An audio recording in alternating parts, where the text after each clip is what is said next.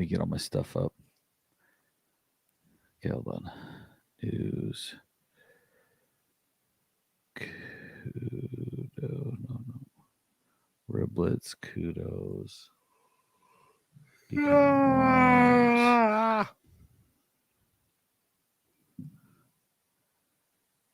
Every time we play Be Kind Rewind, I'm like, oh, I need to make a new clip. Never do it. Every time. I Never forget, and do I'm it. like, not tonight. I'll get it later. I'll remix a new one later. Dude, I never remember. Happen. Hold on a sec.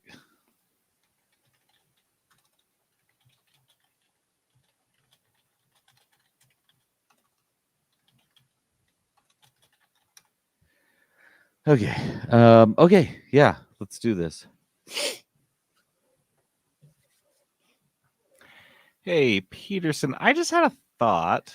Oh, not again. Do you think anyone is trying to sue us? Like sue the podcast? Yeah, I mean, it's not like we don't have any enemies. True, but how would we even know? It's not like we ever checked the mail. Well, we could always check the mail. Ugh, why is this podcast so much work? Yeah, right here in this big pile, it looks like a summons to appear. Wait, don't open it. What?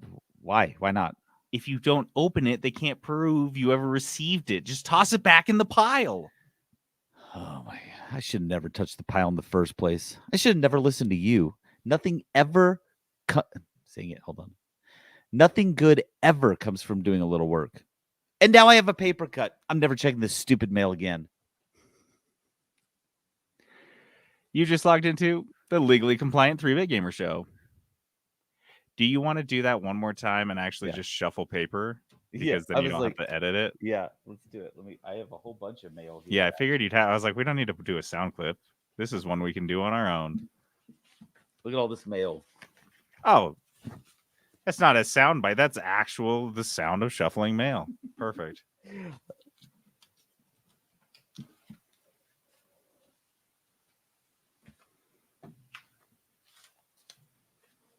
Hold on, I'm going to open them up so they make shuffle sounds better.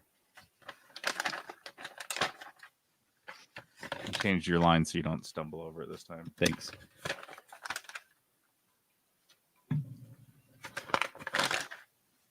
Ooh, that is a good shuffle noise. You're going to get a real paper cut if you're not careful. These are all medical bills. Not all of them, most of them. They're all paid, but I just leave them right here until I remember to put them up. All right, let's go again. Hey, Peterson, I just had a thought. Uh-oh, not again. Do you think anyone is trying to sue us? Like sue the podcast? Yeah, I mean, it's not like we don't have any enemies. That's true. But how would we even know? It's not like we ever check the mail. Well, we could always check the mail. Oh my gosh. Why is this podcast so much work? Hold on. Oh, yeah, right here in this big pile. It looks like this is a summons to appear. Wait. Don't open it. What? Why not? If you don't open it, they can't prove you ever received it. Just toss it back in the pile. I never should have touched the pile in the first place. You know what? I never should have listened to you. No good ever comes from doing a little work. And now I have a paper cut. I'm never checking the stupid mail again. You just logged into the Legally Compliant 3-Bit Gamer Show. Welcome to the 3-Bit Gamer Show. I'm JD. This may or may not be Peterson. You can't prove it. And we are here to talk about, I don't know, video games? What are we talking about today? Wait, have we planned this episode yet? Oh, here, just roll the news thing and I'll plan the episode really quick. Live from the 3-Bit Gamer Show. The news. Our news this week is brought to you and all of you fine listeners, by the Cookie Lords. the Lord of all cookie creation, Crave Cookies. Crave Cookies is this crazy cookie shop here in Utah, but also if you go to cravecookies.com and look at their locations, they're everywhere now. Everywhere but California because of California's wonky laws. California's a mess. Like, honestly, don't go to Forget California it's okay. if you're a business. That's fine. They've got In-N-Out. They're good. But there will be some in Las Vegas, I think, are the main ones that are missing from that map. But I mean, they're everywhere now. Yeah. Washington all the way to the East Coast. So yeah, go to cravecookies.com, see if there's a Crave Cookies nearby. And if you go there to that website, you will see Crave Cookies menu for this week, which changes every single week, which is kind of cool. But if you listen to this podcast, even cooler is that we will tell you, we will spoil the next week's cookies for you. So you know, so you can get down there. So you can doorbuster Crave Cookies. You can be there at Monday morning. Right when they open. Right when they open, and you like climb out of your little tent, out of your sleeping bag, and you're like, all right, I know exactly which ones are coming out because I listen to 3-Bit Gamer Show. And they'll be like, who? And he'd be like, yeah, don't worry about it. Don't worry. You guys are paying them every month. You know this, right? So here's the cookies they've got coming up. Let's see. We've got the cookies and cream, the pumpkin Cinnarol. We're actually coming up on Trent's forte here, Halloween month, where he just starts like throwing candy at dude, stuff. Pumpkin Cinnarol. Have we seen that before? I don't think so. Dope. That sounds like really that. good. Biscoff brownie. Oh my god, so much cookie, and then the oatmeal M&M. Oh, I love a good oatmeal cookie. So, and then of course the cupcake is their cold cookie this week. Trent better hurry up. He doesn't have the cookie calendar is not filled out through November. Ooh, better step it up, Trent. You got we're calling you locations. Out, Trent. You know what? We're gonna read the rest of the year right now. We're gonna spoil. Dude, there's only one more week. Go. That's what I'm telling you. There's only one more week ahead of it. Like we've caught up to his cookie calendar. So you better step on the gas, brother. It's like you said, he's got a bunch of Halloween things already planned. We don't even understand his game. He's like, I don't know, just throw a Kit Kat inside of a cookie. And like, you want to crumble it? Kit Kat in a Snickers bar and then stuff that into a cookie. Every cookie, a new turducken from Trent. So go down to Crave Cookies and get your cookie on. GameStop's billionaire investor Ryan Cohen is taken over as CEO. Yeah, sometimes I'm like, does a CEO even matter? Does that job? I don't think so. Matter? I actually think this role specifically just has like a line of guys, a line of pretty douchey guys that are just like, my turn, and they just like rotate in. They just do stupid stuff and then they get fired. Like their last CEO, they've been without a CEO since June. So you really got to wonder if the job can go undone for 3 to 4 months, if how really necessary it is. Especially when you're like, after our 4 months of CEO-ness, being completely CEO-less, let's just grab some guy that's already the chairman and a board member, and he owns like 12% of the company. Yeah, you can just be CEO. Yeah, it clearly doesn't fucking matter. You just spend enough money and we'll just make you CEO. So it can't be that important of a fucking job. This guy's qualifications for the job is that he just bought a bunch of the company. And then he bought himself a place on the board. And then he was sitting on the board when the CEO was let go. And then he like turned to the other guys on the board and he's like, hey, what about me? And they're like, I don't fucking care, man. No, they did that thing where they all put their thumbs up quietly, and then he's the last one to notice he was Snapchatting on his phone or something, and he was like, oh, what? Oh, no. Oh, shoot. I'm the CEO? Yeah. Fine. So they did make a point of noting the GameStop announcement that he won't be getting paid. He won't be taking a salary. Big man. Which is kind of like buying a McDonald's franchise and then taking a shift manager's salary. Why? I mean, what? You spend $1 million on the franchise because I want to be the line cook and no one can fire me this time.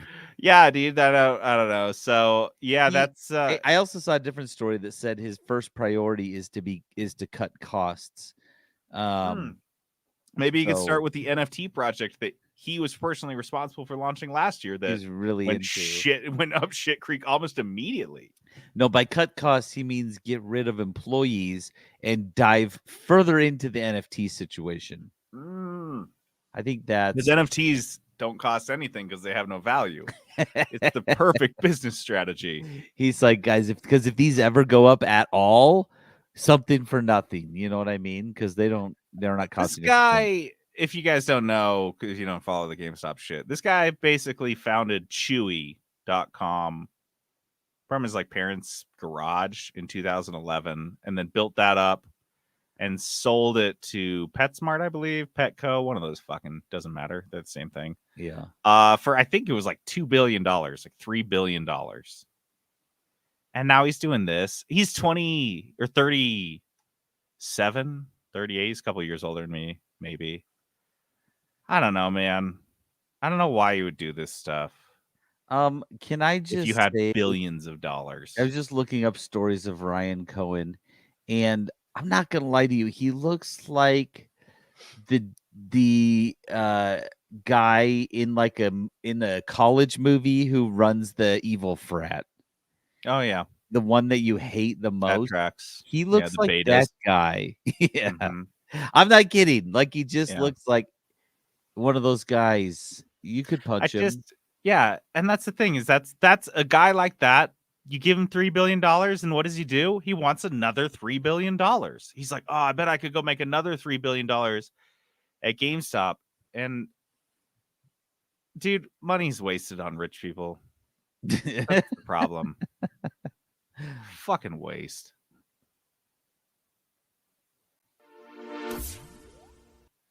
Netflix dropped a bunch of new animated series based on video games. Wow, that's kind of cool. I'll read these off. They got Castlevania Nocturne, which I think is anime. Devil May Cry, Tomb Raider, The Legend of Lara Croft. That one could be cool. That's what I said. Well, I've heard good things about Castlevania, even in our Discord. Yeah. People say it's super good. I haven't seen it. Yeah. Tomb Raider does seem like it could be kind of good. As an animated show, I would have, if you had, if Lara Croft, Tomb Raider had been an entrant in my Saturday morning cartoons as a kid, that one would have been instantly on the top of the list for anybody. Everyone, all of my friends would have watched that shit. If there was The Adventures of Lara Croft, the animated Adventures of Lara Croft. Yeah. The ultimate 90s show. And then Sonic Prime is the last one on this list that's out of a video game. So I think the fact that we've seen so many, not just so many video game movies, but successful video game movies as of late, this makes perfect sense. Yeah. An easy win. Animation's an easy win already because you don't have to pay for sets or anything, and you can just farm cheap animation out into like South Korea or wherever. But the idea that we could see a lot of really cool, like, I would love to see a Gears of War series, personally. A Halo series would certainly be a lot better than the Halo we fucking got, the live action, which honestly, I want to see animated Master Chief, but I do. Because then, yeah, you could do all sorts of weird stuff with it. That's the thing, is I don't think we get into that weird bullshit in an animated series. I think that only comes to light when you've got live action and all the Hollywood style influences the animation is free from. I don't know. Maybe. I think this could be cool. I would love to see a lot more animated. What would you, Peterson, what would be a cool, they got League of Legends, they've done what would be a cool game series that you'd like to see? I'd like to see animated version of. Is Apex Legends? Don't they have some sort of animated series for that shit? I don't think so. I'm trying to think like what would be a cool animated. Like if you would have told me League of Legends would be a cool animated show, I wouldn't have believed you. Mm-hmm. So man, that's pretty tough. I think I could watch a Frostpunk series because that'd be a very expensive series, but as an animated show, it could work. So much white. Turn your brightness down. No, dude, it's always dark and overcast from the storm. They are, I already have kind of watched an animated series of FTL Faster Than Light, but yeah, you did watch that. I paid for it. Our podcast funded the last episode of that. Yeah. We were on the credits right at the First top one, because we right start at with a the top. 3. Streets of Rogue. I'd watch a Streets of Rogue series all day long. Oh, Streets of Rogue would be great. All day long. And I would even watch a Vampire Survivors series. I don't care how weird it gets. I'm just trying to look at like the different games that I'm really into. Yeah, that's kind of going down my playlist and stuff, my favorites. Man, Rocket League. It would be so cheesy. We've been He's so begging. I've been cheesy. begging for a BioShock movie, but I know we're getting that shit or whatever on Netflix. But they could have done an animated BioShock series 10 years ago, and it could have kicked ass. It would have killed it. Yeah. Yes, so that would have Yeah. been sweet. Oh. So I think this is tight. I think you could do Fallout. Yeah, I was gonna say Fallout, but I would want that to be a little bit darker. Some of those Netflix ones look like they're maybe a little bit more. I think Fallout could be a great anthology series, like they've done a couple with like Love, Death, and Robots that Netflix has done. I think you could do a Fallout style anthology, just little vignettes in the Fallout universe. That'd be kind of fun. I think there's a lot of options. So yeah, more animated series. Like think about like that Star Wars, the Star Wars one where it was like 6 different art styles. They're all kind of anime. That's exactly what I'm getting Dude, at. just like do different art styles and just like Mhm. different stories. Yeah, I'd Some be can way be in 5 for minutes that. long. Some can be 15. I'd be way in for that. I think there's just a ton of it's just blue ocean type of stuff. Anything you can do, anything you can think of. So if Netflix is going to throw funding at this, I think a lot of these other streaming services should jump on because it's kind of cool.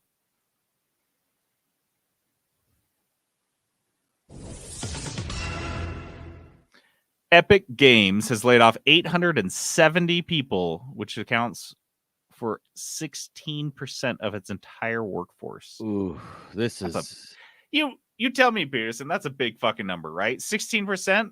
16% is way big. If that happened at Boeing, your stock price would be plummeting, right? Well, I guess, or raising depending on how depends on.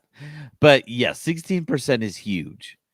Like if they told me right now, hey, just your little group lay off 16% of them, I don't know how I would do that. Yeah. That's tough.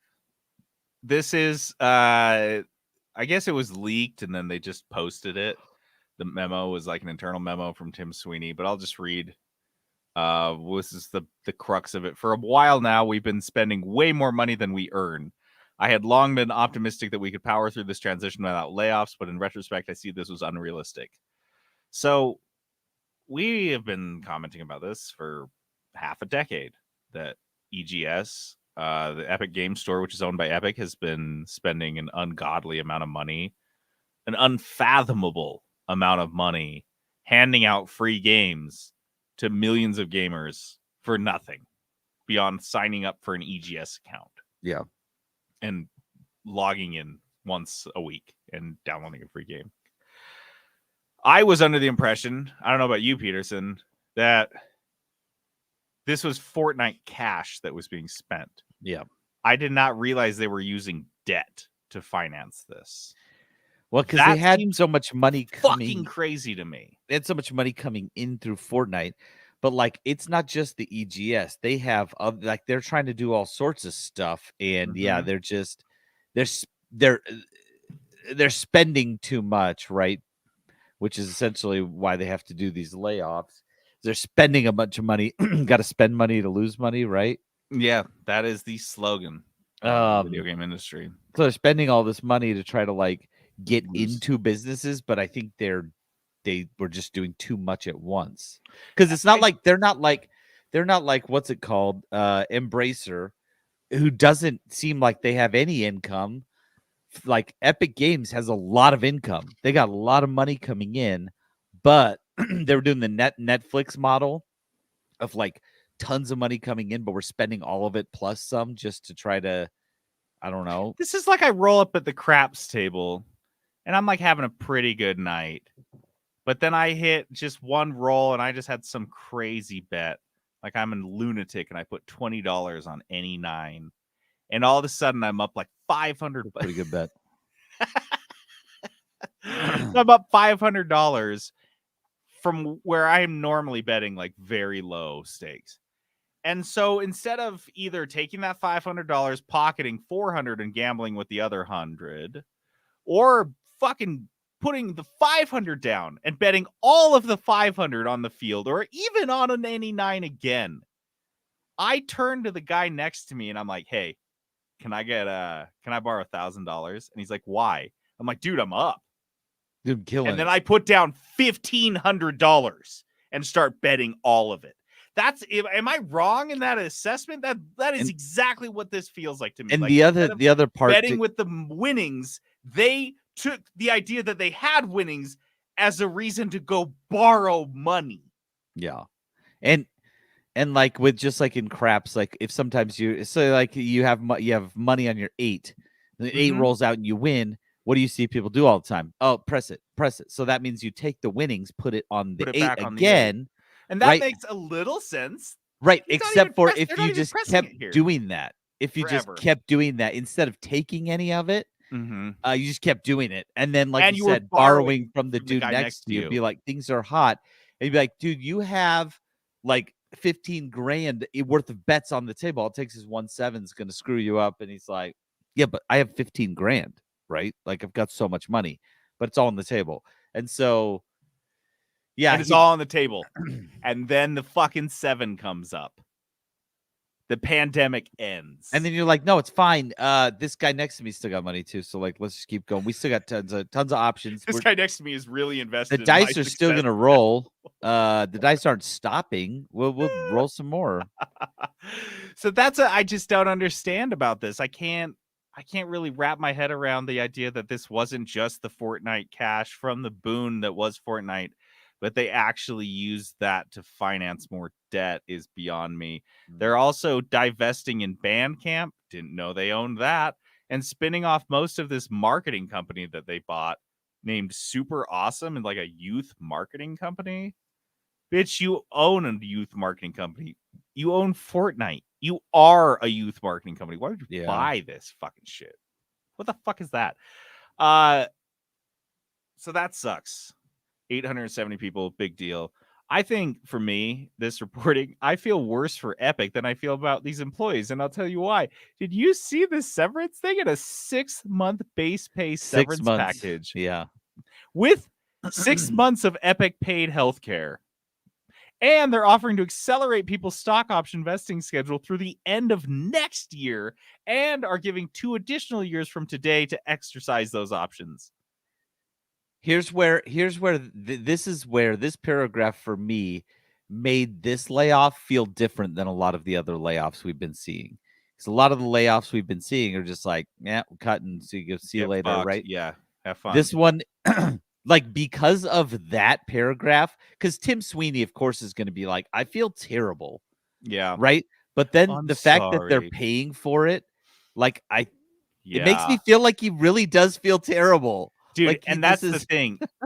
As someone that just got laid off, 6 months is a good amount of time. I know job markets can get rough. Sometimes people can be unemployed for upwards of a year or two, but those are outliers.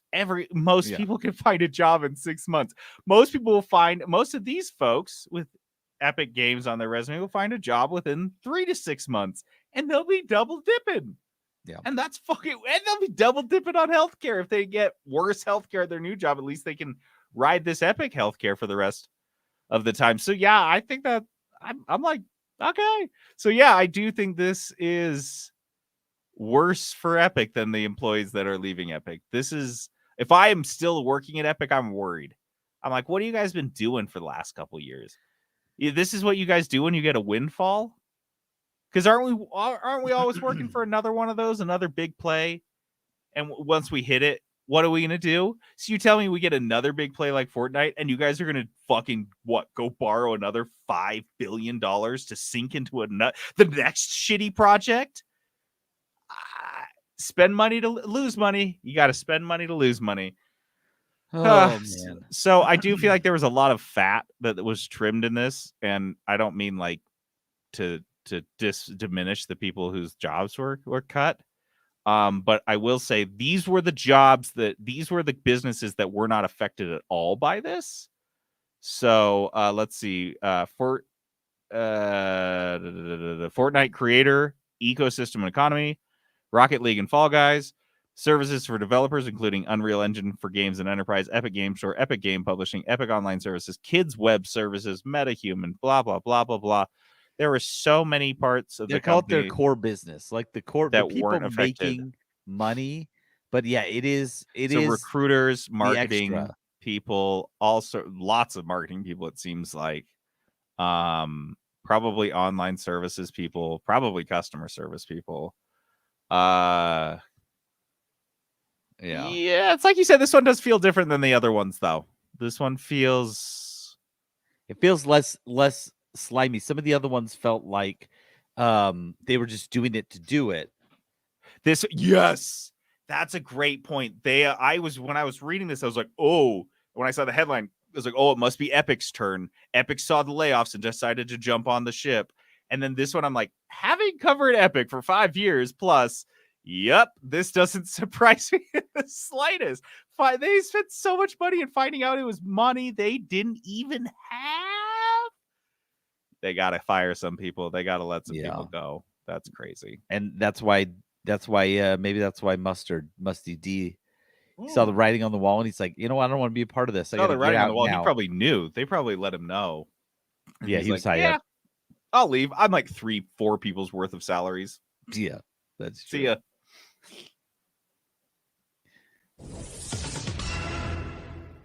Video game voice actors and performers have voted 98% yes to authorize a strike.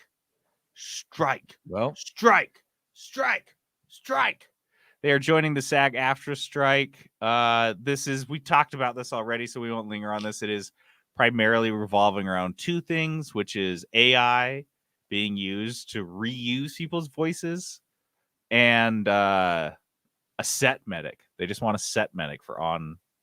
This is a quote from Ashley Birch, who voiced the protagonist for the Horizon Zero Dawn series.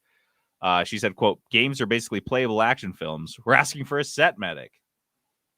I played that game. I've seen what the actors had to do, I assume, for them to capture that mocap. So yeah, I think she should probably have a fucking medic on hand for that. It seems like that wouldn't even be an additional expense. Like some of these companies have to have a medic on hand anyway. Like we're not talking about a fucking PhD. We're talking about a kid who's going to sit there on their phone with a little briefcase full of Band-Aids and shit, and they know when to call 911 because they can handle something. They can handle just the basics of it. Yeah, and that person's going to cost your company $25 an hour. So fuck off. Yeah, that seems strike over this fucking shit. That seems so crazy. But the reason it doesn't surprise me, I mean, yes, the AI stuff, but we have been seeing over the last couple years at least, it seems like voice actors have been complaining about pay. Yeah. And sometimes when we do see their pay, you're like, yeah, that's like nothing. You right? Can't feed yourself or like have a fucking full-time job doing this. Like even when they're like, yeah, no, we're just paying like the going rates. Like even when they're not trying to screw over the voice actors, it still seems like very little pay. And I don't know much about voice acting. Terrible.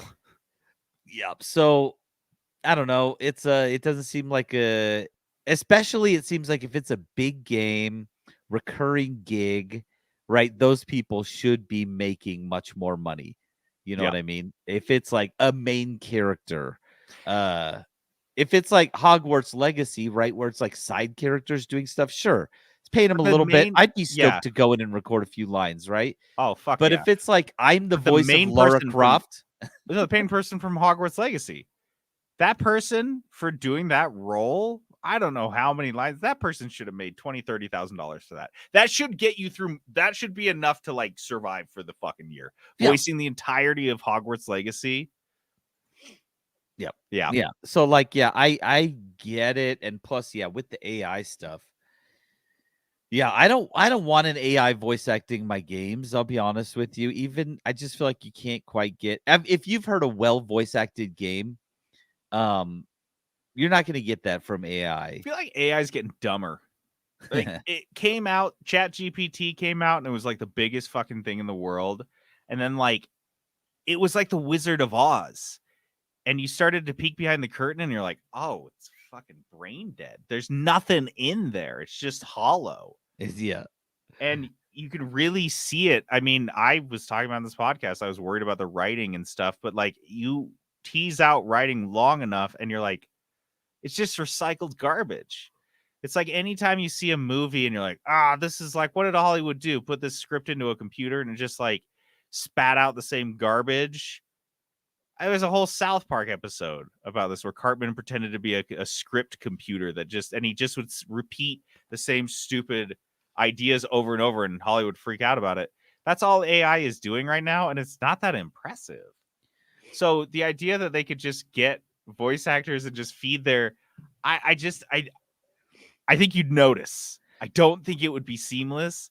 I think it would be terrible. I think it would just degrade the quality. Like you said, I don't want to listen to that shit. And we have talked about this, though, and I will reiterate, I do think there is a place for AI in video games. I do think it would be cool if NPCs had some AI to them where they could respond to you in like a more intelligent manner than like the three things they've programmed. Yes. But story aspects of it, main characters, big lines, you know what I mean? Like, that stuff should absolutely be voice acted, and they should be paid for it, right? I don't know. I mean, dude, yeah, I feel like you can drop a voice actor really easily and get somebody to mimic it, and it will sound almost exactly the Case same. in point, Rick and Morty season 7. I feel like you can just do that. People are very good at mimicking voices, and especially unique ones. And so, yeah, I feel like you've got to pay these people, though. Yeah, and you're gonna have to pay the person that's monitoring the AI. It's not gonna be like, who is gonna do it? There's still gonna be someone's free. role. You download it and you just put it in. It just goes. Like, at what point? So is AI gonna write the script and then AI is going to voice the script? Yeah. Something has to connect those two. There has to be currently a human that takes one and copies the words and pastes it into the other. So you still have to pay that motherfucker. Why not just pay the fucking voice actor? No, because then the programmers also are AI. And then also the project managers AI. And then the CEO is also AI. And eventually the whole company's just run by a big computer making games for us. It's going to be great, JD. You don't even know, the costs are going to be so low. I can't wait. I'm so excited for this future. Hey, the good news is we won't be reporting on layoffs. No, we'll just be all have been done. All the layoffs will be complete. This is a bittersweet news story. No there's no layoffs, but that's the good part of it. Employees. The bad part is there isn't anybody to lay off. They've all been cut. It's just a computer brain. It's not like the good future where AI, like robots or evil robots, are making our video games. In fact, it's just a bunch of algorithms of our own shitty thoughts crammed through like a sieve, and that's what our video games are. It's not actual AI. We all thought we'd get AI, and no, we just get a shitty recycler of our own garbage. We see I think everyone had it wrong. All of the sci-fi movies, they were all like, yeah, the machines are going to take over because it'll be like a robot that we build to like help humans and stuff like that. No, it's going to be video game AI that starts the whole thing. Yeah. And it's going to be so much dumber than you think. It's going to be so much worse. Like, we always think, yeah, they're going to be super smart and like way smarter than us and better than us. And like, nope, they're going to be so dumb, and because we'll still lose. Any evil AI is going to be based on the evil AI of science fiction written by human fucking beings and recycled through the internet. So eventually any evil AI that builds itself into an evil AI will build in a backdoor singular button or cord or wire that the protagonists can press or cut or remove, and it shuts down all the evil AI. They'll build in the back door, they honestly won't know any differently. Death Star trench run, whatever it is, because they have no way of building something unique because there's nothing unique about this AI. The robot revolution's going to be so short and so dumb, you guys. It's fucking boring. I'm so sorry. I may be good, bad, I don't know. but it's gonna be it's pretty lame.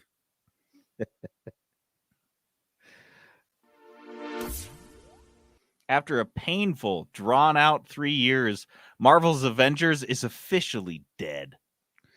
Well, I mean, it's been delisted did from all this to storefronts, and it will be remain playable for anyone that already owns it. So Aaron will be a lucky soul that to play. He can still play it. You can still enjoy the single-player experience. This was, if you guys remember, the Marvel tie-in developed by Crystal Dynamics, and unsurprisingly, published by Embracer Group, who said, no, turn it off. Usually you just let these things kind of fizzle off by their own, but no, they're like, no, kill it. Like, wait, how many people are playing it? There's like how much do the servers cost us a week? They're like, looks like $1,200 a week. They're like, cut it. How many people are on them? It looks like 7. 3 of them are inactive. I think they just forgot to log off. They've been on for 2 years. 2 years, haven't ever logged off. They have died. Dude, it's insane. This thing dragged on for 3 years. 3 fucking years. And it never had any like positive movement. It never pulled out of its like it started at like a middle thing because of its name, but because of the promotional images and video that they released looked so shitty. It started at like a 6 in terms of people's expectations, immediately nosedive to a 1, and it never got above 2. Yeah, they were like, the 2 was when they announced like, oh, we got like here's some like Miles Morales, but they got like and it was like a cool single player mode, but again, it was like 4 hours long. Dude, 12 story expansions, 6 DLCs, 2 tie-in novels, and a full set of Funko Pops. Guys, they put in so much work to this thing. They really tried to make this fucking work. And they just couldn't. You can't force it. You guys, you tried to DC this. 2 things. First off, they were way too late to the game. They started they released Marvel's Avenger when it was already like on its downturn, right? We'd already seen all the good stuff. Second, it just was bad from the start. The game wasn't good. It was an online game, multiplayer game. That's not what people wanted. And so, yeah, they were just like, out. They just killed themselves from the start. Yeah. So yep. I guess the last thing they did was put it on sale for 90% off with everything, all the DLCs. So I think if you played it as a single player experience and you hadn't played a single video game since 2005, you're like, wow. So go ahead and grab this thing. This is pretty good. But otherwise, pour one out for Marvel's Avengers and pour one out for Aaron playing this for the podcast. Still, I'm going to reach out to him and see if we can get him to play it one more time. Maybe. How about this? We should just be like, Aaron, here's an idea. You need to become a streamer, and all you do is stream this game that no longer exists. Only one that can. Like, this is it. No one else can stream Marvel's Avengers like Aaron can.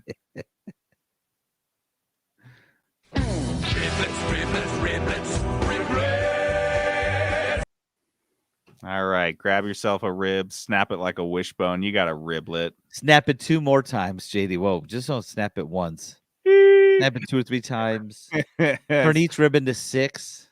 Once you get 6 individual ribs from your one big rib, you got riblets, little meat nuggets of news. Honestly, it's more barbecue sauce than meat. Yeah, it's hard. It's a hard dip. It's like a fun dip for barbecue sauce. Dude, got some extra barbecue sauce with those riblets. You're like, why? And they're like, you'll know. You'll know because not it's the only thing you're going to be eating. Because if the barbecue sauce, you'll still be hungry, and you have a couple little bones you can dip in the sauce. Yeah, you call them bone dippers. That was my after 23 years, Valve has finally released Counter-Strike 2. Guys, you wait long enough, good things can happen. This is the sequel to, I think it's 2012's CS:GO, Counter-Strike Global Offensive, which was this is just Counter-Strike, not CS:GO.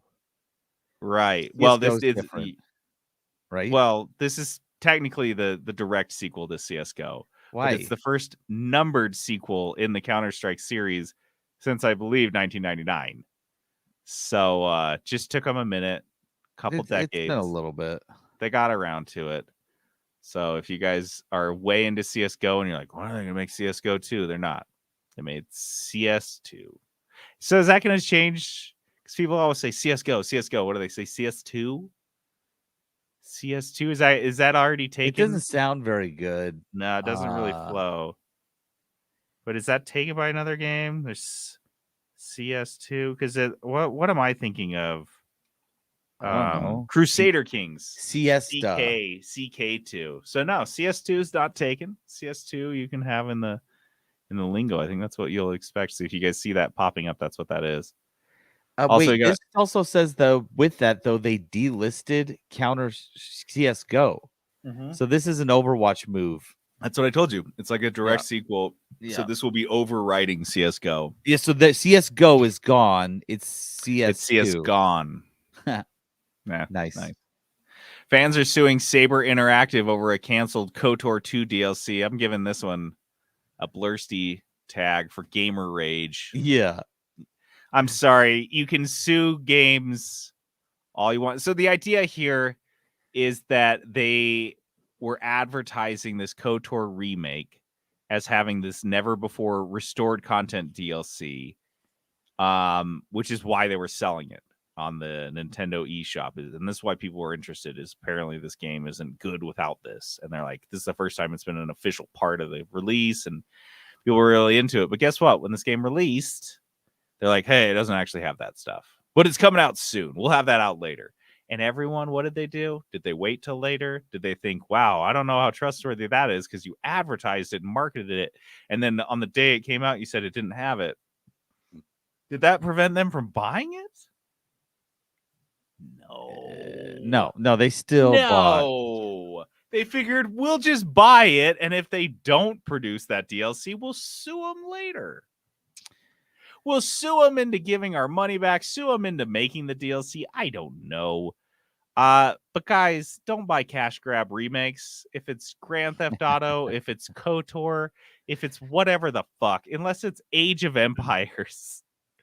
Fucking Age of goddamn Empires, and they're remaking it with like an incredible amount of care. Steer the fuck away from it. Just wait. Don't get There's it. no rush on it. We've said this a million times. Like, there's no rush pre-purchasing, but this is actually there's a quick, came out like 30 years ago. There's absolutely no rush. None. There's a quote in this that just killed me. He says, the plaintiff felt completely duped. The lawsuit continues. In fact, plaintiff did not even play KOTOR after purchasing it, instead choosing to wait for the restored content DLC was released. So they fucking just like you're saying, bought it with no intent to play it until the DLC was released. This, come on, put them together. You pay for a brand new Honda Civic, and they're like, this Honda Civic's great because it actually has an engine in it. And you're like, really? That's cool. The last one I bought didn't have an engine. It really pissed me off. They're like, no, the new one does. And you show up at the dealership to pick up your new Civic, and they're like, okay, so bad news on your Civic. The car's here. It's great. There's no engine, but we'll get it later. And you put that Civic on a flatbed and take it home. You don't leave it at the dealership. You don't say, get me a new one, or I'll wait till you put a fucking engine in it and it can actually go. You took it home, let it sit in your garage for 6 months, and then when the fucking engine didn't show up, you're like, hey, this guy didn't even play the fucking game. No. He's like, well, also, I wanted the Civic. Did you read the last paragraph of this? No, he didn't play the game. Probably. And then it says, but here's the other thing. Aspire, who was developing this, they did offer, even if they didn't give refunds, they did offer the affected fans a copy of KOTOR 2 on Steam, where the mod can be downloaded and played for free, right? Yeah. Or they said you can have another Star Wars game altogether. So it's not like they were like psych and then just like shut it off. They were like, yeah, we're not doing this. I'm so sorry. We're just it's not going to work out. You can get it on Steam. If you want to download on Steam, you can download the mod and you can play it there. Or just here's another game. Here's a voucher for a Toyota Corolla with a functioning engine. Would you like that? No. The Civic's in my garage, in my driveway. I want that one. I felt like I wasn't out of line for slapping a Blursty tag on this one. This is seems real like stupid. Stupid gamer rage. And the last thing we've got here is Sony CEO Jim Ryan is stepping down. Jim Ryan, a name you may have heard on this podcast. Yeah, I can't. The That's last that's couple a years. very forgettable name. Yeah, he's been the CEO for the last 2 years. He has been with Sony, however, since 1994 when he started in marketing. He worked mostly in the European offices, and then he's a company man, he's a lifer, like Been fucking there a while, yeah. get him a 25-year watch type of dude. People were not really a big fan of his tenure. Personally, me, I'm old school. I respect someone that spends 25 years working their way up from the bottom of a company. He did all right. Someone that doesn't get Elon Musked or Ryan Cohen into the fucking top spot. Like, this guy put in his fucking time. Worked from the bottom, and then he got up the top and did like a pretty mid job. Did a passable job. He did all Jim right. Ryan, a passable Sony CEO. Hopefully the next one will be just as passable. Kudos. Kudos. Kudos. Kudos is our positivity segment. I can't even wait. I'm just so go. I just gotta go. We just gotta give these kudos out. Give him out. So pumped. Got good kudos this week. Maybe not for you guys, but for me, they were For us, good. these are great. For Yeah. this is a kudos with an audience This is a of very current people on the podcast. It's a very 3-bit host specific kudos. So Yeah, Trent would actually be into this. Jackson probably into half of this. First one is I got kudos for 2 shows, 2 new shows. Technically, one is not super new, but the first one is Golden Bachelor. oh, you knew we were going to the Bachelor. And route. you guys Just are talk like, a lot. okay, you're mashing that fast forward 30 Don't. seconds button. But you should wait at least give me 30 seconds. I'll try to get it in, and then you can mash it. You probably need to mash it a lot, though. Because Golden Bachelor is great. Golden Bachelor, if you guys are unfamiliar with it, probably are. Is this it is a I bet riff- they've heard of it. Everyone's heard of it. good. It's crazy. It's a spin-off of The Bachelor, the reality dating show, where they found a 71-year-old man, a recent widower, Gary, and they are sending him into the dating pool again with using the exact same Bachelor format. They're even at the house. They're even at the Same mansion. house and everything. With women, if I'm not mistaken, there's no one in their 50s, right? I But didn't think anyone so. from 60 to 75, I believe. 75 is the oldest. Jimmy Kimmel's aunt showed up, though. That was She super was funny. so she's 84. I don't think she was really dating. It was there. a joke. It was. She just showed up jokey. and fell asleep on the couch and then drank some champagne. It was the funniest shit. I was But dying. That was so funny. if I haven't lost you guys already, let me tell you why this premise, which sounds stupid, you're like, oh yeah, it's just the Old Bachelor, people but with old dating. people. Because the thing about the Bachelor, the thing that makes the Bachelor so trashy and stupid is the lack of experience in all the contestants, which are rarely over 30 years old. If they are, it's like, oh, he's the old They guy. call them like the grandma, right? Oh, you're the grandma. Oh, and, she's like the grandma of the group. she's She looks out 31. for us. yeah. Yeah. So they're generally really young. And if you guys can think back that when you were in your 20s, how fucking stupid you were. Yeah. Now imagine if you were like these people going on a reality dating show and you'd never actually been in a relationship before. Because that's how a lot of The Bachelor is these people that have never been in a real relationship. People are like, oh, I've never been in love, and I'm like, dude, you're 28. What are you? Yeah, like what are even you doing? fucking doing? Yeah, do it here on national TV, you dumbass. Take your shot here. Not the case with the Golden Bachelor. The Golden Mm-mm. Bachelor, most of these women have been married before, obviously have been dated before. They're all saying things like, I want to like find love again. Yeah. They're not like, oh, I'd love to find my first love. All right. Like, and it's a different tone. Some of them have been divorced twice already. Multiple times. And so you're Yeah. like, fucking, I know they know what they're looking for and they know Mhm. what they want. And so when the thing that really did it for me is they do this intro of the guy, the main contestant. And I was initially like, ooh, man, I don't know like what this guy is going to be like. Peterson, tell me if this is an apt analogy. Okay. The contestant, Gary, is essentially a sad old golden retriever. He's got like 4 years left, and all he just comes up and puts his smelly head in your lap, and you're like, you nothing but love and just sweetness and just kindness. And he's kind of dumb. He's dorky. He's super dorky. He's an old guy. He's not like super hip. No, not. And he wasn't hip. He was just like He a wasn't normal hip guy. 40 years ago. He's just like a normal dude. Yeah. So I turn to Jenna after they introduce him, and he's just so sweet. And he wears hearing aids and shit. Turn to Jenna, I said, they better not fuck this old man. They had better not fuck him over and bring out, I don't know how you would, but find like 20 shitty, dramatic 6-year-old bitches. Just the worst of the worst. And they roll this out. I would be so livid. And you know what? From the jump, dude, I'd say, Peterson, tell me if I'm wrong, I would say 80% of the women, the contestants they brought on, are just solid, good ladies. You'd be stoked to have them as your grandma. Like, You'd they be seem so stoked nice. if this lady came to Thanksgiving with you. They were sitting around like, oh, these ladies are so beautiful, and like Complimenting their complimenting each earrings. other and stuff. Like, they were so nice. It was just like a bunch of nice old ladies hanging out together. Some 65-year-old woman comes in, and a 70-year-old woman comments, "Oh, look at this skinny young thing," and she's like being bitchy about it. Like, that's the bitchiness, is being like, "Oh, look at your skinniness." Like, it's oh my god, it's so fucking wholesome.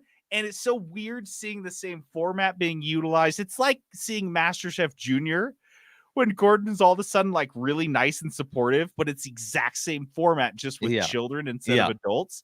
Same vibe, but it's the opposite. So you get old people and you put them in a all I want to watch is old people reality dating shows now. Dude, fuck young people. They were like, I want to watch 40 to 60-year-old people that are dating like their second or third marriage type shit. That's what I want. They were so nice. And like, here's the other thing. The one of the pillars of Bachelor is they keep them up late and they pump them full of alcohol. Booze. Yeah. Right? Because they want these people tired and drunk and sloppy and stupid. And that's not this, right? They were like drinking went water? to bed early. Did you see how many glasses had fucking straight up water in them? Yeah, they're not getting drunk. Are you kidding me? These people are they're basically roofied on the regular Bachelor. These people are fucking sloppy drunk, and I'm pretty sure a lot of them get drugged by the producers, so they act stupid. So they just say stupid stuff. But these people, you can't do that because you'll fucking kill them. They'll die. You'll give them a heart arrhythmia because you'll conflict with whatever fucking blood thinners. And they're not on. stupid with alcohol either. Like, they know they're not going to get drunk because they're like, I can't handle a hangover. I can't. You won't see me for 3 days, dude. It's just so so amazing. And another one of the pillars of Bachelor is the drama reel. Especially the first episode. Yeah. At the end of the episode, they're like, here's all the drama that's coming up this season. The drama wheel was literally just Gary crying because he was sad about breaking up with these women. Yeah. And them being sad that they were broken up with. That was it. Yeah. It wasn't like they're not mad. They're just like, oh, that fucking sucks. Because it seems like he's getting close to them really quickly because they're all old. They're old. Like, I ain't got time to fuck around. Yeah. Like, let's get this going. We're not tiptoeing. All right. We're just going to like, look, if we're going to do this, let's do it. If you've ever watched a single reality dating show in your life and enjoyed it for 1/2 second, I'm not asking you to watch The Bachelor. It sucks. It's trash, garbage, shit, filth, garbage. You got to, you have to know that what you want going into The Bachelor. This but so the much Golden better. Bachelor, guys, it is so good. JD made a good analogy. It's the Great British Baking Show of reality dating shows. People, they're just nice. It's positive. I didn't feel gross watching it. I wasn't like like with Bachelor in Paradise. I was like, Kelsey wanted to watch it. I was like, we can't watch this while the kids are around. Yes, it's way too horny. Yes. And that's not this. And this was slightly horny, but old people horny is different. Yeah. It's less gross for some reason. Yeah. The kissing was like so innocent. He was such a dork about it. Yeah. Anyway. Yeah, so kudos, double kudos. Bachelor. That's on Hulu, and I think it's on Fox. If you actually have a TV. ABC. And then the other one, ABC. The other one that I want to give a kudos to is Kitchen Nightmares. Now, Kitchen Nightmares was a series that Gordon Ramsay did in the 2000s, Yeah.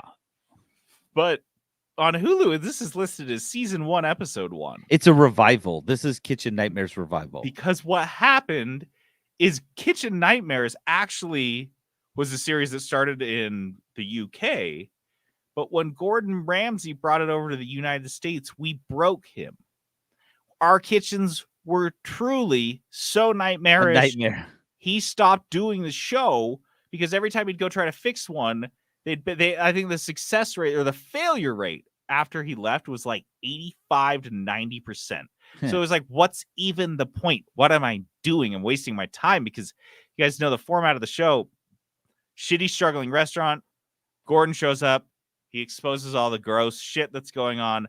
And then his team does a rehab. Come on, that's not the word. They What's it changed called? they fixed the restaurant, they clean it up, they changed the They menu. they do everything, but they gut it. Yeah. And then they new fresh coat of paint, new tables, new chairs, restoration. What is the fucking word? It's driving me crazy. Anyway, so they do a reno of the whole restaurant. And if you do all of that and then the restaurant goes under like a month later, that's so discouraging. And so that's what he stopped doing it. And then Jackson texted me or something a couple weeks ago. He's like, dude, did you see Kitchen Nightmares is back? I was like, what? Guess Gordon got bored or he forgot. Or he's just like, the Americans can't break me anymore. He's like, I've been here too long. I think they're gonna find I don't know. I guess I don't know. We'll see. I think people liked it enough that he's like, all right, we'll do it again. But it's back and it's so Episode good. 1 was great. It's okay. So first of all, I know you all care about the number one thing is when he goes into the freezers and he goes into the walk-in coolers. And That might have been fucking one of the worst disgusting. I'd ever seen. This is the top 10% for me. This one is pretty bad. I mean, Jackson and I used to watch this show religiously. It was like our show, and we've seen some pretty bad ones. And When he opens up that box of chicken and there's like foam in it because they're so rotten. That one was gross. You know what did it for me though is when he opened up the burger patties. Oh, They were supposed to be all raw burger patties, and one of them had grill marks on it. There was one someone that had taken had it been off the grill and put it back because and it was like lightly grilled, like they back put it on their- top oh, of the shoot, and they raw put it ones. back with the raw ones. So Oof. all that stuff is there, and then all the drama because it's always some family bullshit, or the owner is mad at the chef or whatever. That's still there. Gordon playing like drugstore therapist is there. However, It was the same format. Like it's somehow more uplifting. And the biggest thing that the reason I wanted to give this kudos more than anything is because the very end of the episode, they have an instant follow-up. They say, hey, 2 months or however months later, this restaurant we went back. Here is footage of the fucking inside of the restaurant. And this is like, here's an update, because on the old ones, he would just walk away from the restaurant, make a snide remark, and that was it. And then maybe if you were lucky, in the mid-season episode, they would do a follow-up where we go back. But they didn't go back to every one. They'd go back to 2 or 3. And sometimes they'd be like, oh, he fell back into his old habits. So Gordon Ramsay busted his chops again and maybe got it going. If they're going to do instant follow-ups like this on every one, the accountability, that's the difference of the show. That's what broke Gordon. That's what made the show kind of stupid and pointless because there's no accountability. But if they're going to do that, this show could have fucking legs. It could actually be good this time around. I saw obviously only one episode's out. We both watched it. I really liked it. Like I was bummed there wasn't another one because I watched it and I was like, this was. Did you watch the old ones? Yeah, I did. I watched almost all of them. I watched a lot of it. They were good. And I think this one was good too because it ended so positively. Like they did turn it around, and then the revival, they're like doing great. They're doing great. It was so funny. It was like one brother was just like a lazy shit, and he needed someone to tell him that he's being a lazy fucking shit. And he's like, I'm being such a lazy shit. And then everything was fine. Yeah, and then it was fine. Like, and then he stopped being a lazy shit. It was crazy. Some people are very easy to fix. It was great. It was good. So watch it. I would also ju- on Hulu. It's a great one to just put on and just have on. It's a great Mhm. show. Watch it. I love it. So okay, There's a ton of kudos. good Gordon stuff on right now.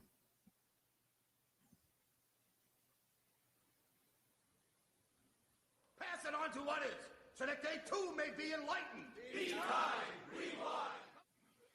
Be Kind Rewind is our throwback segment where we talk about the old games of yesteryear, the ones that we used to play, who made us into the gamers that we are today. Yeah. And because of Marvel Avengers' untimely demise, untimely in that it should have happened 2 years ago. I was gonna say untimely just because it took It's like forever. when Putin dies, it will be how we talk about his demise. Like, God, His how can that untimely happen a demise. It should have fucking happened year ago? 20 years ago. Jesus Christ. We're talking Be Kind Rewind. What are some online gaming moments that you can never recapture? Can't go back and play Marvel Avengers with your friends. You can't be Black Widow like you always loved. I mained Black Widow in Avengers. I always mained her. She was my favorite. I think this is an interesting question because there's like a couple different ways you can tackle it. There are like games that you just can't go back and redo, like Marvel's Avengers, and then there are things you just can't ever experience again. Capture it again. Yes. Yup. And so I can start with one of those. I'll start with like the basic of it, like the whole Yeah. thing that, like, I would say the crux or the catalyst of this whole show was League of Legends. League of Legends League Night. There was a point when that game was just so great. We would log in every Thursday night and play, and it was so fun. Like we all And it's looked not just forward log to in it. every Thursday night and play. This was when you had maybe one child. Yeah, Maybe. I had two. One of them was Okay. really young. And we would log in at like it was like 5 or 6 hour time, and we would be on to like 2 a.m. Yeah. And my wife knew, like, okay, it's Thursday night, like this is league night, and we would just like a bowling league, right? Yes. This is what we're going to do. This is what we're doing Thursday night. Hours upon untold hours playing this game. And like It it was fun. I guess that's the thing too. Like at that time, like we were having a lot of fun. The game was a blast. Like the relationships were really fun, and so like it was good. I remember like Chase and I were really good friends. Like we would Yeah. chat a lot. Yeah. And so yeah, it was, you can't capture that again. Of course, I've got good friends that I play video games with, but like there's never the thrill and the excitement of like, yeah, we've got league night. Well, we're playing this one game that was totally different than anything I'd ever played. For years. And that was the thing, is it was so different. The one note that I made is that we went from beginner bots to ranked. So we were playing, I remember Trent and I used to play this game before, I think very first when we started playing it, and we were so terrible. We were playing the easiest robot characters, the easiest bots, and we were losing. We were getting the shit kicked out of us. But once we started to beat those, and then we could beat any of the robots, and we started playing with real people, the first thing we started to do is ask, who do we know? And that's how we found Spencer. And that's how Spencer was like, once we were good enough that Spencer was like, okay, they know what they're kind of doing. That's when he's like, I know a guy. I know a guy. His name's Peterson. And he's way good. I'll see if I can get him on. And we had you come on because we were already doing like league night at that point, and you came in for like 1 or 2 weeks, and we seriously, Trent and I thought you'd never want to play with us again because you were so fucking better than us, so much better than us. And we were it like, was oh, pretty man. rough for a little bit there. Yeah, exactly. We're like, there's no way. It's like he's playing with like idiots. We do this dumbest stuff, and Peterson was like 10-0, and we were like just getting completely destroyed. Like we each died like 10 times, and Peterson's like, okay, yeah, we'll play again. So that's what I thought was so fun, and eventually by the end of it, we were all we were all like equal, similar levels. I mean, your Fiddlesticks was probably better than us at most other characters, but that's all I played for like 3 years. Yeah, but so that was what was cool for me, is it wasn't like, that's not the way games work anymore. I mean, you guys are playing like Sea of Thieves. You're playing the Strikers, Omega Strikers. Omega Strikers, and those games. And correct me if I'm wrong. It's not like a steady progression of skill where you're like, we just keep getting better and better. That was the thing about League is it was a 45-minute to hour long games. And it was just so much skill that went into it and so much time and patience and effort and knowledge. You got to know every single thing about every single character and how they all worked. And are there any multiplayer games we play that require or reward that level of immersion? Yeah, so there are like, I mean, obviously there you can get better at every game. Like Omega Strikers, there is some of that because the characters play like League of Legends, right? But okay. The problem is the map's so small, like it's so tiny. You can see the whole map at one time, and so like even the really good people have a problem with it because they're like, yeah, it's just like that's what all the good people you find out the strategy, and that's what everyone does. Doesn't matter the character you use. There's no meta when it comes to characters. Just like there is like a basic strategy that once you're good at, it's like, yeah, this I'm just gonna beat everybody and like then just get to the top ranks, and then we're just gonna sit there and like see who can score first. Like I remember when I was posting patch notes in our Facebook group. Like every single time they'd release a new patch, I'd post the patch notes and then like and we'd discuss it for like 50 comments. Like, oh, this is your character. They got the hit, that one. Oh, what does this mean for this move set? Like like when we weren't playing the game, we were talking about it and thinking about it constantly. Like I don't know that I've played a game since, and I don't know that we ever will. And even if there is another game like that, I don't know if there will ever be another game like that for us. No. Right, where it's like this is it. Like we're way so into this. The closest we got was like the first month or two of Valheim. Yeah, Valheim. But even then, we had gotten to and even then, it was not even within. It was like, we're just gonna be playing like every night. We'll just hop on and play for a few hours.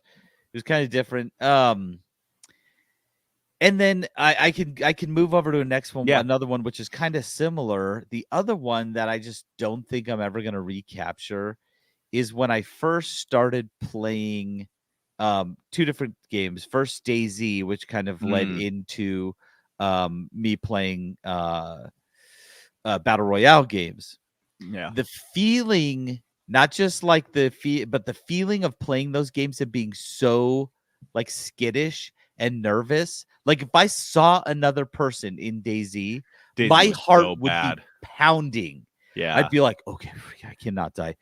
Same with like when I first started playing PUBG, when I'd come across another team, like it would be nerve-wracking. My heart would be pounding. I just don't really experience that anymore with any game. Really?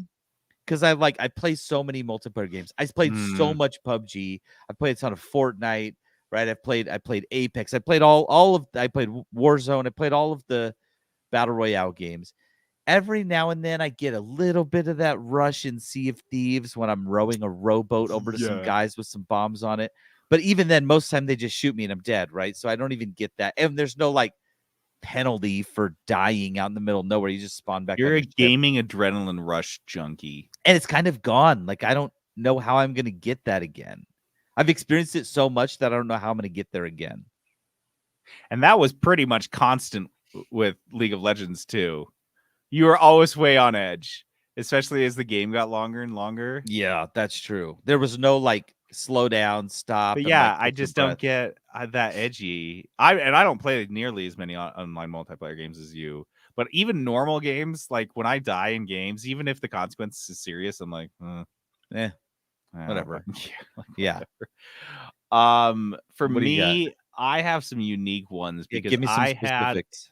When you were busy playing, I think, when did you start? What were you playing in like in like the Xbox 360 era?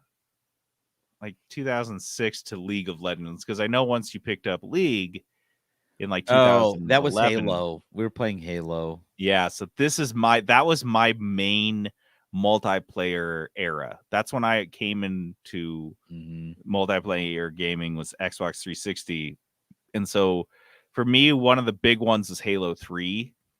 And this talk about the capturing, like the game was, there were broken parts of the meta that were broken parts of the game that they didn't patch and you could just play. And it was just fun. I mean, now there's like, oh, well, this multiplayer map, it's got to be adjusted, and we do that and the other.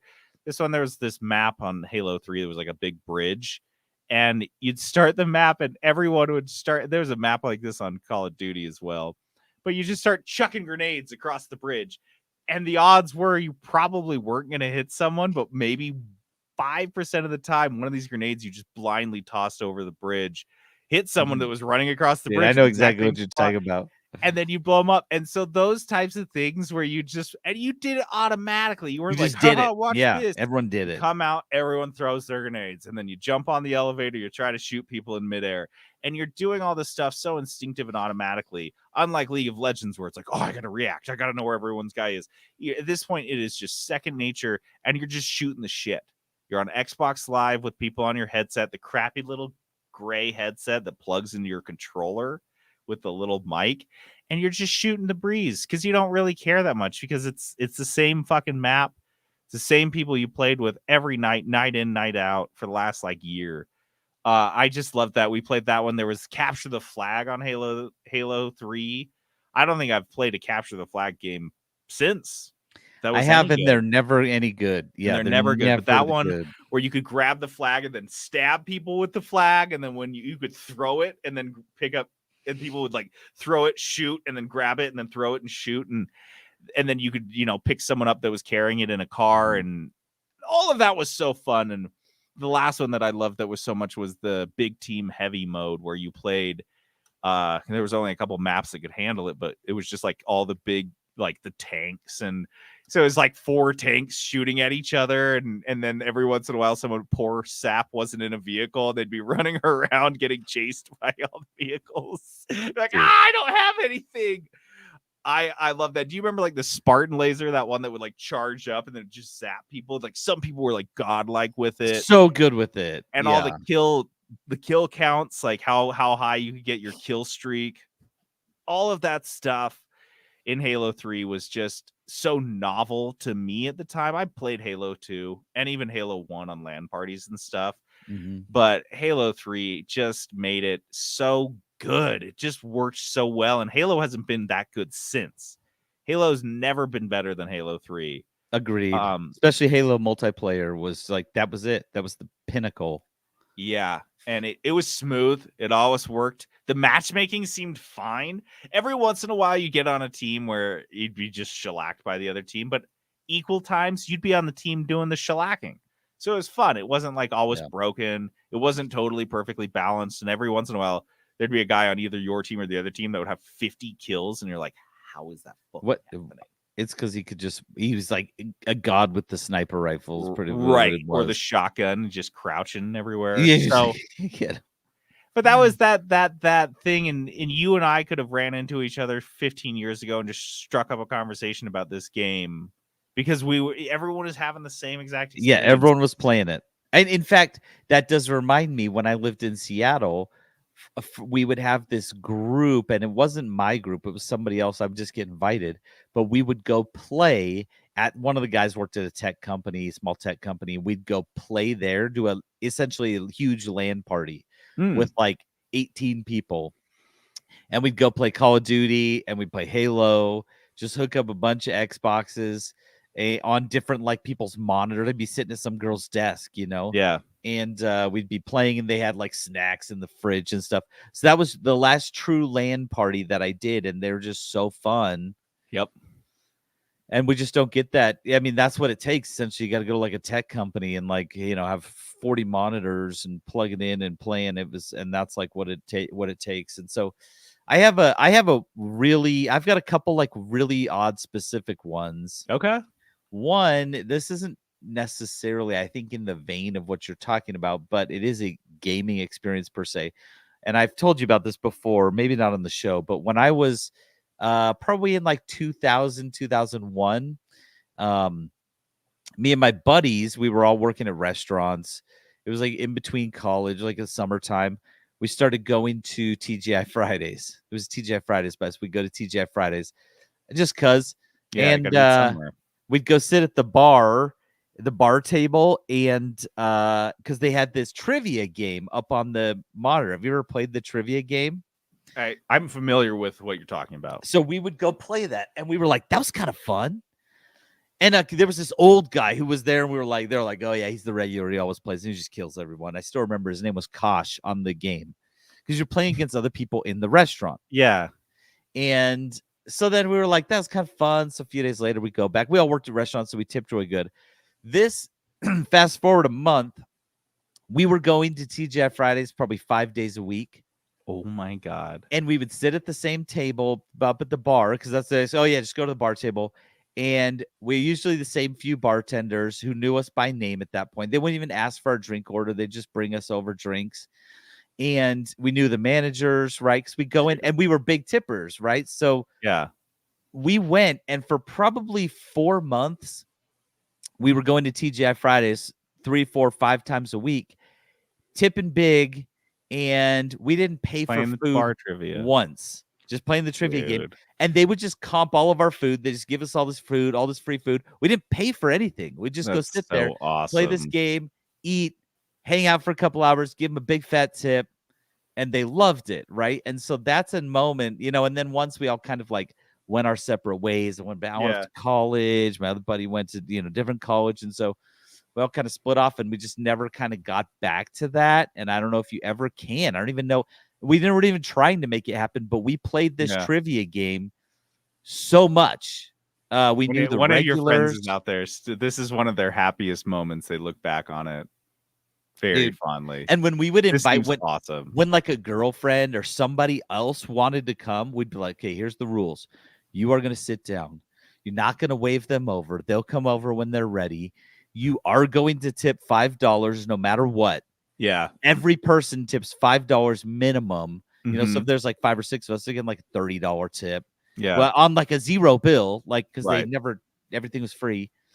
And so they were like, yeah. And halftime, wasn't even the bartender. Like, my buddy drank so much Dr. Pepper. She would bring over a pitcher of Dr. Pepper with a straw in it. Dude. Like, so she didn't have to come back. And so Jackson and I used to go a place like that, and they brought out a pitcher of Pepsi for him.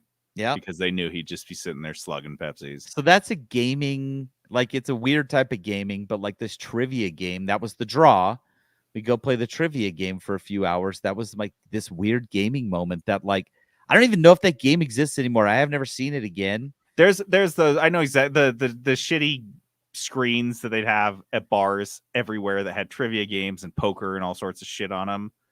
Yeah, I used to see it a lot around bars everywhere. I just don't see it. I just don't see it that much anymore, Crappy bars. Well, I guess I don't go to TGI Fridays either. So yeah, or like crappy dive bars that never had those uninstalled. Yeah. So there was that. Did you have any others? I just have one more. Okay, and I got one more too. So for me, one that I loved was Gears of War 2. When this one came out, I was already a big fan. Jeff and I played Gears of War 1. We played the co-op mode mostly. We played the multiplayer here and there. It was fun, but like everyone was way better than us, so it wasn't super fun. But we loved the co-op. So yeah, it was great. And Gears of War 2 came along, and we beat the campaign, the co-op mode, and had a bunch of fun. But then we saw in the multiplayer, they had this thing called Horde mode. And this was, if you guys are unaware, this is the very first Horde mode. This is the namesake Horde. If you've ever heard of that mode, where you just have every game has a Horde mode. Yeah, you have waves. Generally, they get harder in increments of 10. So wave 1 to 10 will be just kind of like harder with each level, with 10 being the hardest. But then level 11 will be probably more like level 4 or 5. Yeah, they like bring it down and slowly build back up. By the time you get back to level 20 will be, twice or 3 times as hard as 10 was. There are waves of enemies that are coming. In between every wave, you have a moment to catch your breath, potentially buy or set up defenses before the next wave comes. All these precedents were set by Gears of War 2, and I will never forget that winter, that Christmas, when I think it came out in like November. And Jeff and I would play with a couple of us, our other buddies, and we would play, because it was 4-player, and we would play Horde mode until 4 a.m. because Horde was very hard. You could never get 1 through 50. You can't do 1 through 50 in a sitting. You would have to be very good at the game, and probably it would still take you 5 hours more. But we'd pick, and we'd try to go as far as we could. We'd get to 28, or we'd start on 30 and see how far we could get, because that was way harder. We just mess around, but it didn't really matter because it was so much fun, and the teamwork aspect of it, because that's what we loved about Gears of War. One of the big things was, and this was already semi-established, but they really is the whole idea of your co-op partner getting knocked down and needing to be picked back up, revived, or whatever. That was kind of innovated here. Gears of War 1 and 2, that was a big part of it.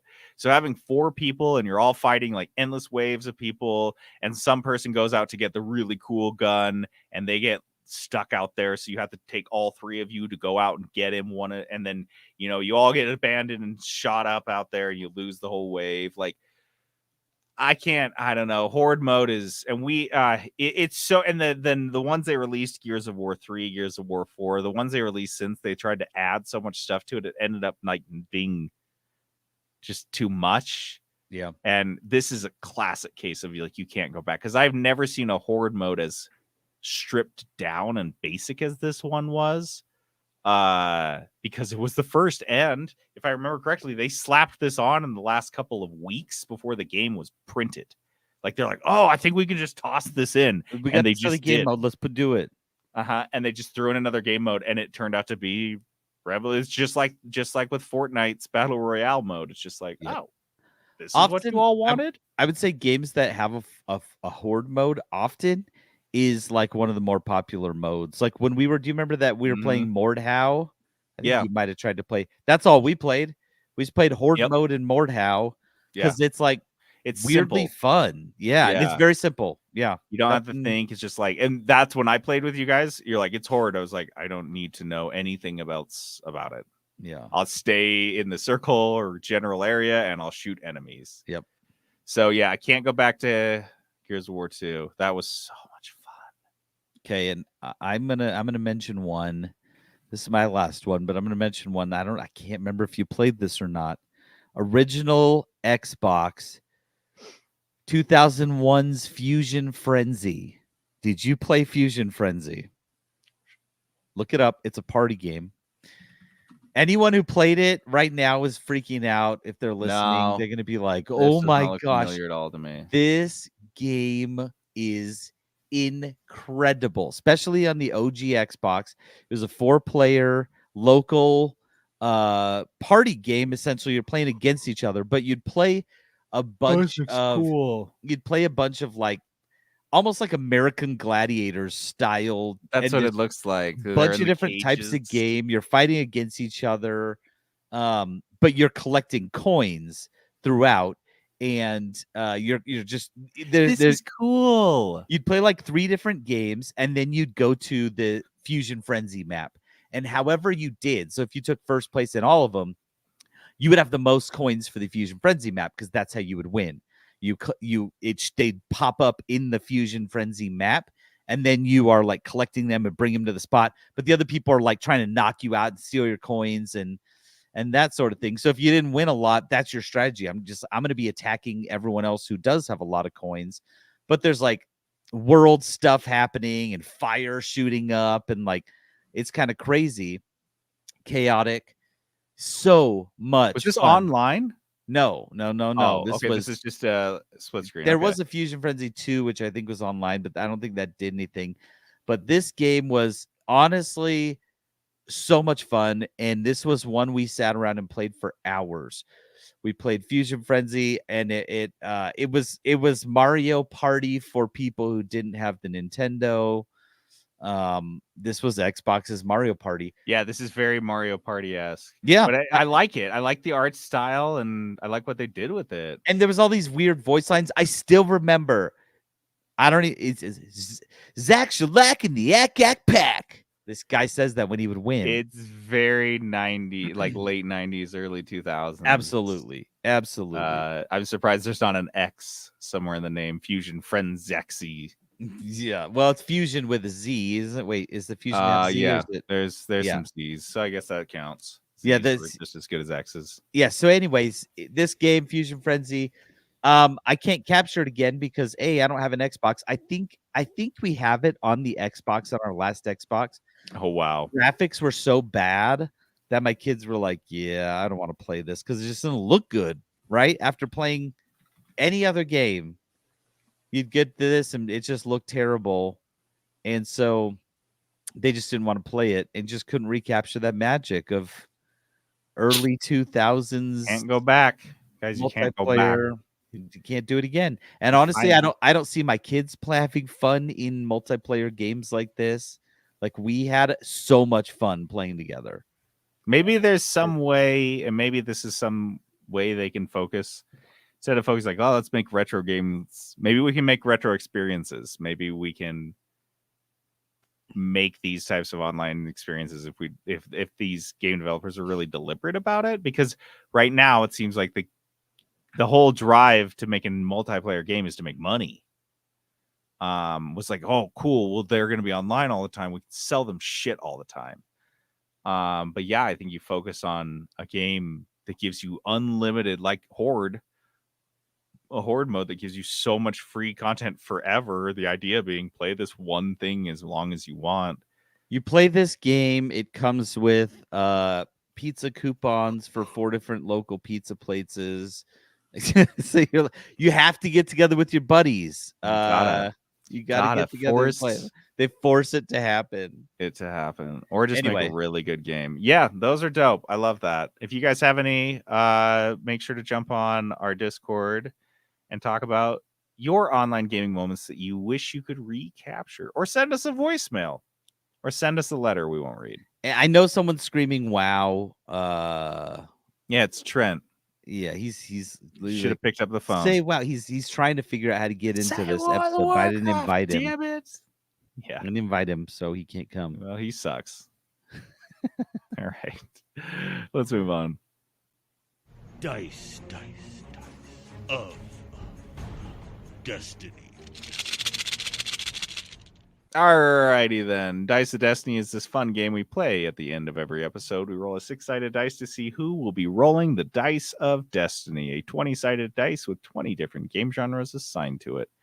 That person then rolls the 6-sided dice once more to determine the budget they have to spend on their game of choice. They find a game in that genre, in that price range, pick it, play it, and review it.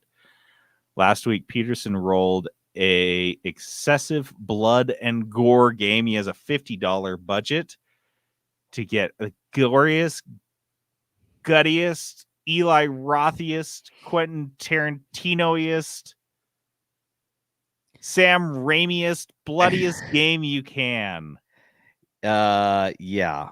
I had a tough time with this one. I usually can like find it and I'm like, I got 3 or 4 games that I want to play. Here we go. You had a lot of suggestions from our Discord. Yeah, I had a tough time with this, and here's why. I did not want to play a shooter, like a first-person shooter, because I've got even one called HROT. I don't know how to, if it's Hrot. HROT. Anyways, I have that in my. It's honestly a game it seems like I would love. It looks like old school Doom exactly, but it takes place in like Soviet Czech Republic or Czechoslovakia, which I lived in the Czech Republic. So like I'm looking at the screenshots and I'm like, oh, I know what that says. I can read every sign. Like I get it. Mm-hmm. I don't want to play that. Like I'm just not in the mood at all. And so then I was like, okay, what should I play? I looked at a game called Turbo Overkill. Looks interesting. Overwhelmingly positive reviews. It's a shooter. I don't want to play it.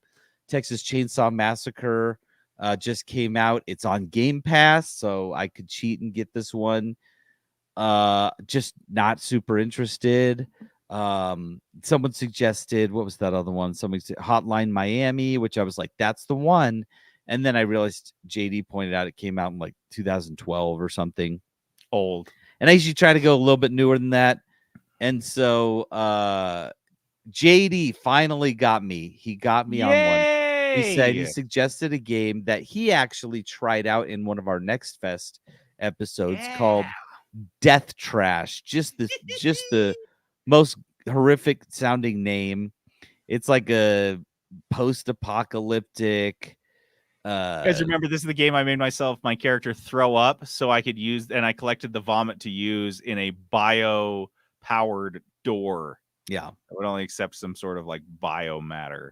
So it's awesome. Yeah, so I'm gonna play this game. I'm excited to try this out. I had a tough time figuring out what I wanted to play. Right? Is it overwhelmingly or just very? It says overwhelmingly. Overwhelmingly positive, baby. You can't go wrong with that. And it's not huge. There's only 2,800 reviews, 2,900 reviews. No, this is $20 a niche one. Yeah, this was a niche one. Was it on sale at all, or were you just gonna get it? No, it's not on sale. So $20 right now. So well, I hope you like it because this has been on my wish list since Next Fest, and I was kind of waiting for something to push me over, which would generally be like someone saying you got to play it, or I see it somewhere. Yeah. But it did feel like an action-y Fallout. Remember, you like the original Fallout games, they had action points in the tile-based combat system. This doesn't have that, but the perspective and the format feels very similar. Yeah, it looks like that. So Death Trash. That's what I'm playing. I'll have a review next week for Death Trash. Stoked. All right. Well, that's it. That's it, you guys. You were here the whole time we talked. Now that we're done talking, you'll have to try not to be sad until 7 days from now when you can listen to us talk once more. I will warn you, though, next week we will too stop talking until the following week. I mean, eventually we always stop talking until we finally stop forever. But you guys will stick with us till then, right? Right? To play us out, we've got Almost Paradise from Bachelor in Paradise. Because that's what I'm going to be watching this week. So and that's what I just watched. Guess what? You get to hear about it. You're going to hear about it. Trash so shit. Yeah. This is the trash garbage shit. Fall season has started, so you're going to hear about some of the shows we watch. Get used to it. You are used to it. You've been hearing about Bachelor for 5 years or whatever. That's why you guys are so good about tapping that 30-second fast forward button. Like, did he say Bachelor? Yeah, God. Oh, we know how long you're going to be talking about this shit. All right. Well, thanks for hanging out. I'm JD, logging off. This is Peterson going AFK.